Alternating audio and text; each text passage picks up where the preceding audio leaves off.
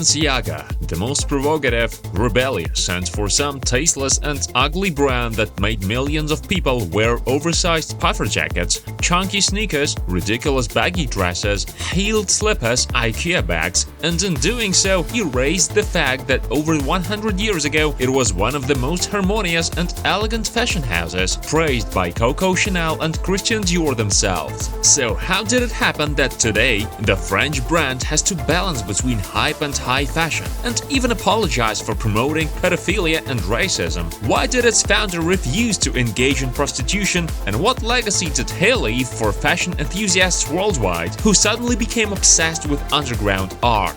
This is the story of Balenciaga.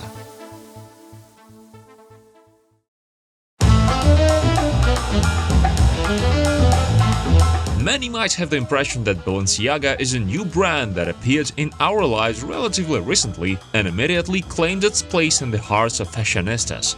But its founder was actually born in the 19th century. Spaniard Cristobal Balenciaga understood from a very young age that he would devote his life to the world of fashion.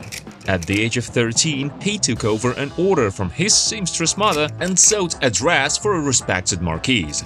Impressed by the boy's talent, she took him under her wing and sent him to study at a prestigious local atelier, and soon after to the fashion capital itself, Paris, where, according to legend, he studied under the great Coco Chanel. And he learned so well that in the future she would say, "Among us all, only Balenciaga knows how to truly sew and cut. The rest are mere designers." If that's the case, even Christian Dior didn't hold back on praise for him. But that's only in the future. Back then, in 1919, at the age of 24, newly minted designer Cristobal Balenciaga opened his own clothing boutique Aza in his homeland, which quickly became a favorite spot for the Spanish elite, including the royal family. Perhaps he would have remained famous only in Spain, but the tragic events in the country linked to the civil war in the 1930s pushed Balenciaga to take a risky step, to close his stores and move to the cradle of haute couture, Paris.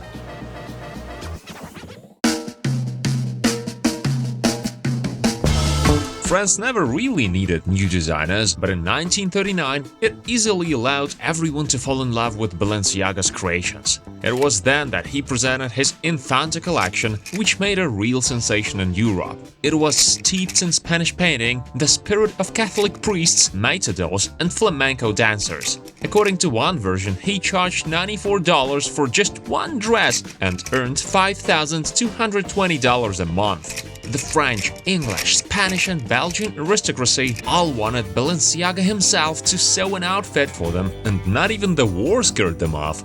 During World War II, the brand operated as usual, secretly receiving high-ranking clients and almost smuggling their outfits to them. One of Hitler's plans, upon occupying Paris, was to recruit the best tailors, seamstresses, and designers for forced labor and open fashion houses in Berlin. After all, just one exported couture dress could cover the cost of 10 tons of imported coal, and a liter of exported perfume could cover the cost of 2 tons of imported gasoline. So when the Nazis entered the fashion capital, some resisted, some engaged in love affairs with them, and some sewed dresses for their wives.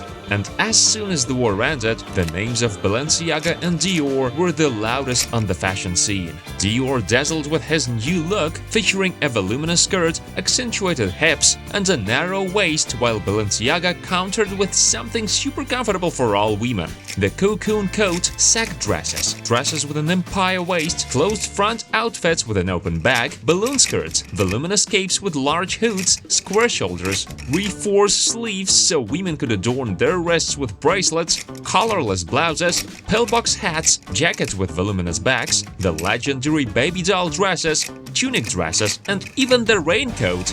So the entire oversized trend that is so beloved today, it was his creation.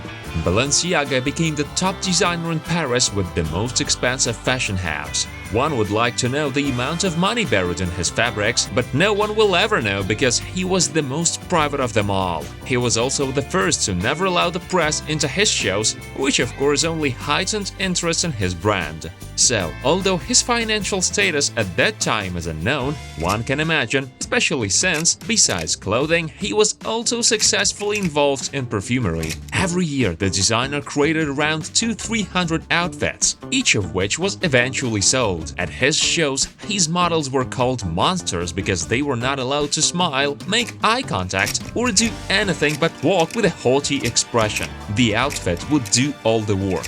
None of Christabel's clients ever received discounts, not even his regulars: Marlene Dietrich, Jacqueline Kennedy, Elizabeth Taylor, Grace Kelly, and Norwegian Princess Fabiola, for whom Balenciaga personally sewed a wedding dress because she was the granddaughter of the very marquise who once believed in him.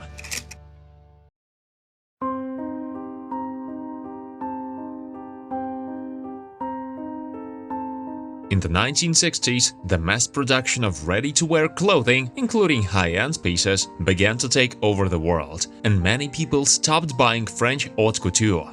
Additionally, General de Gaulle's anti-American policies only fueled the fire, despite the fact that Americans were the most desired clients of fashion houses. Balenciaga, a staunch opponent of mass-market fashion, eventually allowed American ateliers to make copies of his clothing to stay afloat. He even traveled to America to see how a single, meticulously crafted piece was being turned into thousands, but "I do not intend to engage in prostitution," he said upon his return, and within a single day, and this is not a figure of speech, closed his fashion house without notifying anyone. One of his clients, the best-dressed woman in the world, Mona von Bismarck, in protest, did not leave her villa for 3 days after the event. But after that, nothing more was heard about the brand or its creator.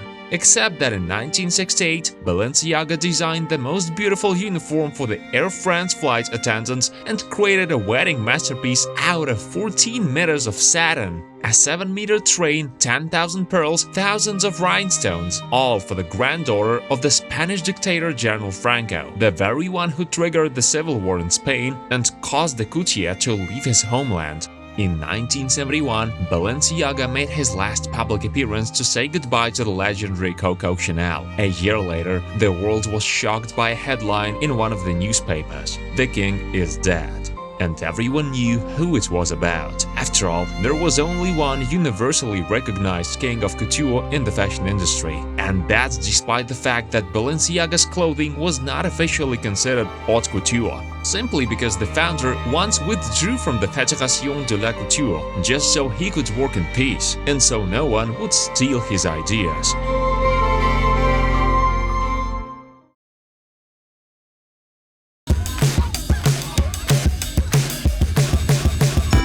Nearly 2 decades, no one dared to touch the grail again, but in 1986, the brand managed to make a comeback, though it went unnoticed. It wasn't until 2001 when Balenciaga came under the wing of the elite company Kering, which owns Gucci, Yves Saint Laurent, Alexandra McQueen, and Bottega Veneta, that the brand once again became a player on the fashion scene, delighting fans with creations like the motorcycle lariat bag, which was seen on nearly every celebrity from Kate Moss to the Olsen twins, the famous boots adorned with straps and massive buckles, and the robot leggings made of hundreds of pieces of shiny metal that everyone wanted, but few were willing to shell out $100,000 for. At least people could watch Beyoncé on TV flaunting them during her performances. Of course, Balenciaga still tried to create and operate as its founder had intended. They even reissued the best models from 1945 to 1966. Undoubtedly there was success, but the times demanded something modern and innovative while retaining the brand's inherent charm.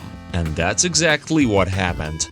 In 2015, Dominic Vasalia was appointed as the brand's creative director, and things took off. Everything you love now and everything people hate about the current Balenciaga is his doing. The ugliest yet trendiest oversized puffer jacket, speed trainer and triple S sneakers, and even sportswear, which made its debut on the runway. Items with large logos, once considered tasteless, became beloved wardrobe staples, with price tags starting at $1,000 and climbing endlessly. And let's not forget about the IKEA-inspired bag for $2,145, the calfskin chap bags for $1,800, the $1,790 trash bag, the deliberately distressed sneakers for $1,850, and the high-heeled Crocs for $625. Collaborations with many celebrities also paid off, especially with fan favorites Kanye West and his now ex-wife Kim Kardashian. First, there were the boots you could drown in, the full-body stockings, and eventually tape over the same area.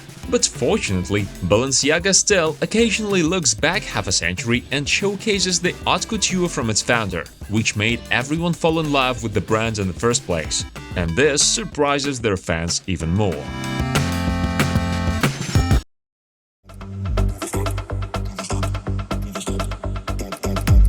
Thanks to its bold and audacious performances, the new Balenciaga has become a highly desirable and vibrant cultural phenomenon. Shows set in snow or mud, daring interpretations of those exquisite silhouettes, models in latex masks, and sometimes psychedelic advertisements. All of this instantly became a subject of discussion even among those far removed from fashion, making them wonder whether everything was okay with those behind the brand. When Balenciaga embarked on a new phase in 2015, its revenue stood at $438 million a year. And as the hype grew, this figure turned into $1 billion by 2019. But 3 years later, Balenciaga didn't disclose its financial results in its annual report. The reason? A scandalous story involving children's toys. In 2022, an advertising photo shoot appeared online promoting a collection of home goods. Adorable young models were holding bags, but these were no ordinary bags. They were in the shape of plush toys, teddy bears with spiked collars, and leather harnesses